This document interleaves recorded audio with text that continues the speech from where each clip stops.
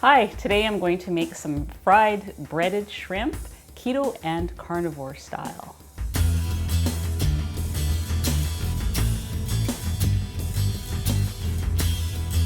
Hi, I'm Anita from KetogenicWoman.com, where I share carnivore and recipe ideas and cooking ideas. If you are new here, please hit the subscribe button and check out some of my other videos. So last week I made some pork rind breaded shrimp in my big meal prep video, which I will link down below. This is the month of May and I'm doing a dairy-free carnivore month. And so I've been trying to get a little more creative with my protein so that it goes quickly, I hope. Anyways, I made these shrimps last week and they're all gone now, so I'm ready for more. And I had lots of requests to make them again and show everyone else how I did it. So that's what I'm doing today. So I have two kinds of shrimp here and I'm going to do them both. This is just, the bag said white raw shrimp and there's no tail on these. You could do this with tail on if you want. And I have these Argentine shrimp, wild Argentine shrimp, I think is what the bag said. I love these. These are my favorite. I mean, you can even just see when you do a side by side how much bigger they are. They're very juicy. So these, you bite into them and they're just juicy and flavorful. I haven't tried these ones yet, so I can't, I mean, maybe they'll be just as good, but I always buy these. I get them from Costco. They're very good. They taste like lobster. The process is I'm going to dip the shrimps in egg and then pork rind crumbs. I've made some for this. I'll link that video below. And I'm gonna lay them out here and then I'm going to take them to the stove and fry them in tallow, which I also made, and I'll link that video below. Oh, I just wanted to say first, in preparation, these were frozen, and so I defrosted them overnight.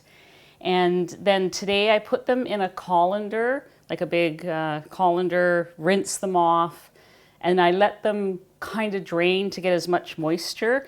And then once I felt like they were pretty dry, I put them in bowls with some paper towels to get any other moisture out. It's just so that everything sticks to them better.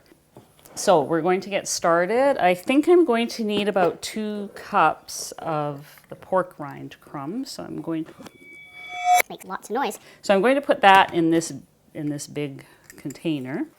It doesn't have to be, oh, that's pretty much exactly.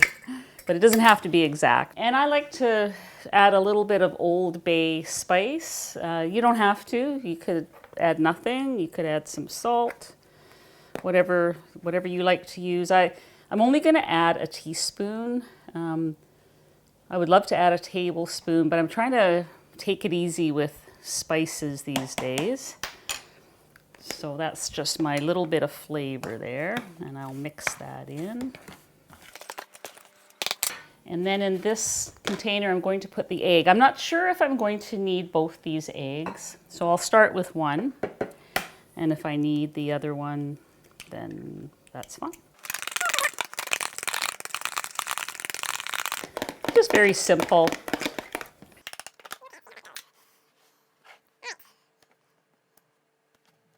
I'm going to try to keep one hand for this dipping and one hand for this.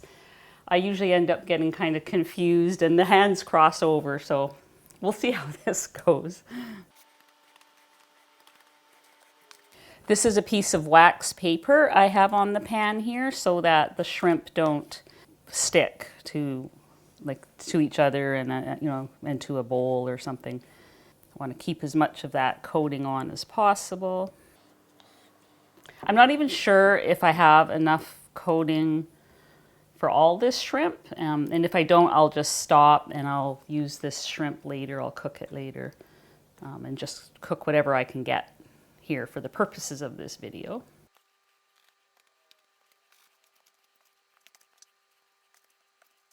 You could probably, if you have an air fryer, you could probably air fry these as well.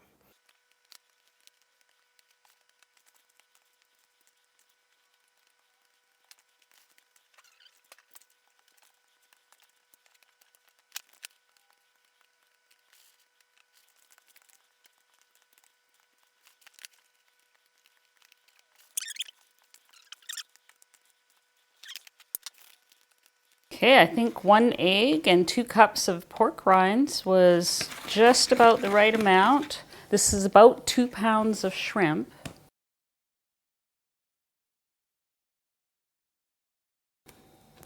Okay, and we are done. I can't really use that for anything because it's had raw egg mixed into it, but that's okay. I wasn't sure if we'd have enough, but we do. So now after I wash my hands, I'm going to take this over to the stove and we will fry it in tallow. And then we're going to have delicious, juicy shrimp to eat. I'll be right back.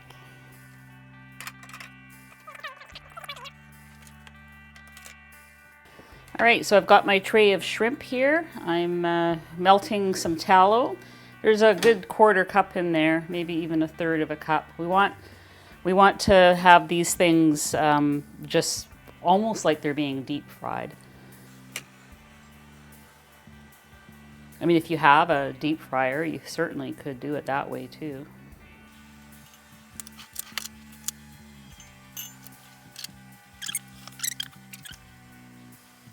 All right, I'm gonna drop one in and see what happens.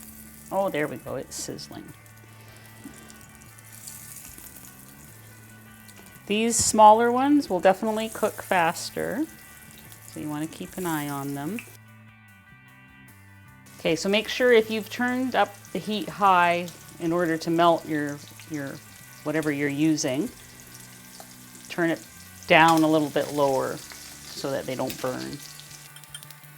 The white shrimp kind of turn a pinky opaque color pretty quick. You don't need to cook them very long. You can tell that they're cooking when they curl up and they're no longer transparent. See, compared to that. Peeled the coating right off that one. Probably not even 1 minute per side for these smaller ones. They're already done. They don't take long.